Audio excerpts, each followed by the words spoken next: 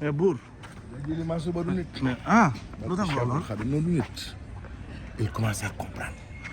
wax naa ko de. waaw il a compris. Mansour du ragal. déedéet. nee naa ko barki démb li nga def estat. waaye ba ñu tasewaatee le petit fils de Koutokou. ak Ablit Moustapha Tine. waaye ça sera sur la 2STV. la grande télévision culturelle. mais buur. ana laa Ndiaye. mais buur. fii de lay làqu di lekk muusal ji. buur Kalla El Hadj Ndiaye. waaw Maodo Galle. fii Maodo lay Galle làqu di laal muusal yu baax. keroog fekk naa ko muy lekk taxawoon rek lépp boo koy def. déedéet waay. mu dafa jàpp ne moom il est dans les grandes campagnes du foot.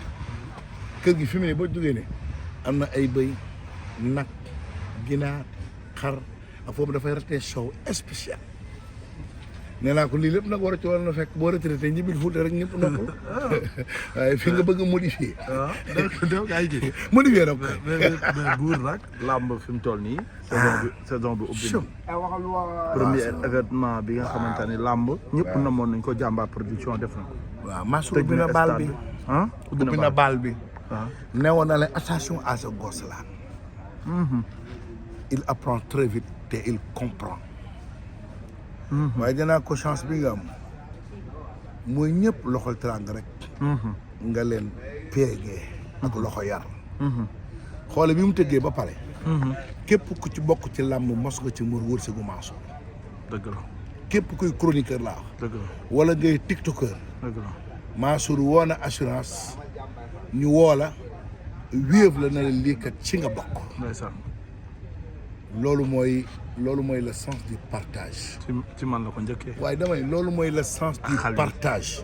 ak les 4 gis fantastiques. nga ci logique bi mu nekk nii. Mansour atteindra le sommet. incha allah walaay loolu la ko ñëpp di ñaanal ba. te bërki dem rek. li mu def ça veut tout dire. jël ay espoir yu mel noonu dajal leen ci genn ngoon tëj arène nationale. c'est pas facile. et c'est pas évident.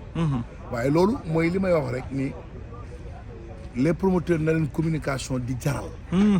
surtout. du ma def lii du ma def laa kenn du kii sa di jéngu ça ne veut rien dire. ñun les promoteurs ak les chroniqueurs dañu war a nekk une équipe.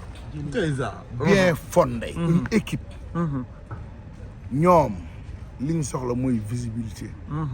les sponsors bi soxla mooy visibilité. te visibilité dañ koy créer à partir des chroniqueurs.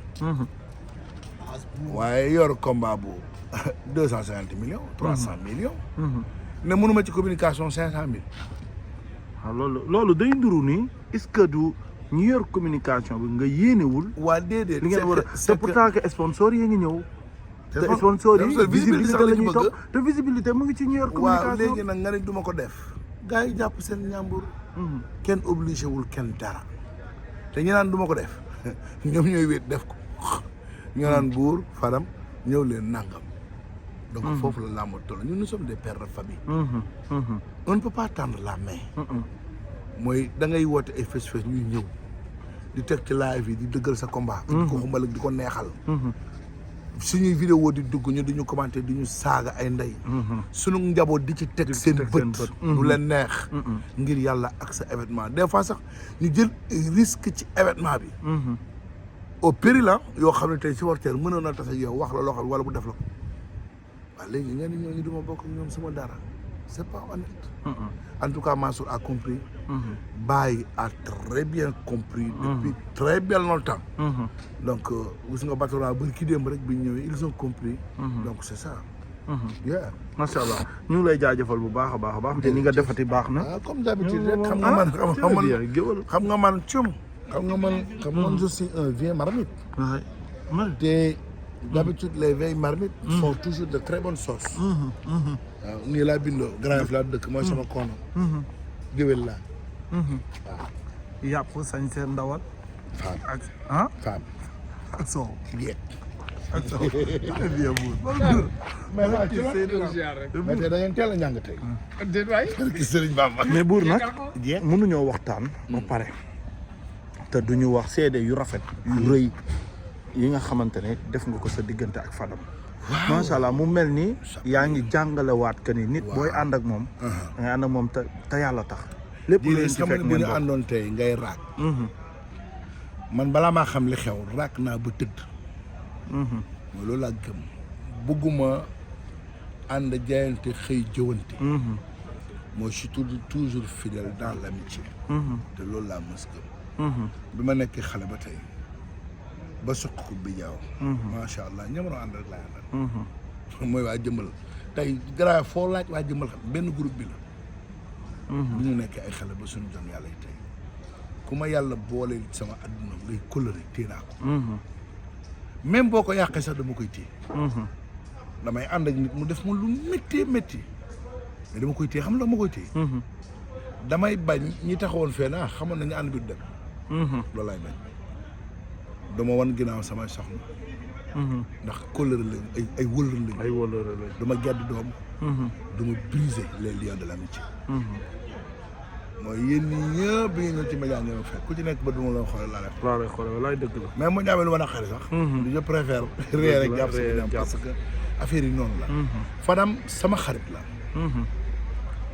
nul n'est parfait man mii léeg-léeg ma dugg ci caa bi ni ko ay affaire moom léeg-léeg mu indi ay affaire mais dara sama xarit la te lu ma gëm la aussi te moom it lu mu gëm la tey bu ñu àndoon maag moom ñu jox ko 1000 francs da yëkkati 1000 francs jox ma te lim ma yéene tamit aussi xam naa ko du ma xale Fadam maa ko mag lim ma yéene dëgg la ci moom te li ma ko yéene aussi tamit man dëgg la ci man on se ment pas Fadam sama kër day yëngu sax mu wax ak man ton boo xam ne day mel ni kuy wax ak doom soxna si nangam woon na ma sama soxna la ma ci am ak kenn jël da nga jël téléphone woo ko Fadam bu ma nee kar du man du ma nuyoo du ma ko nuyu day damay décroché mu attaque teew ko fenn nangam ne ma karaj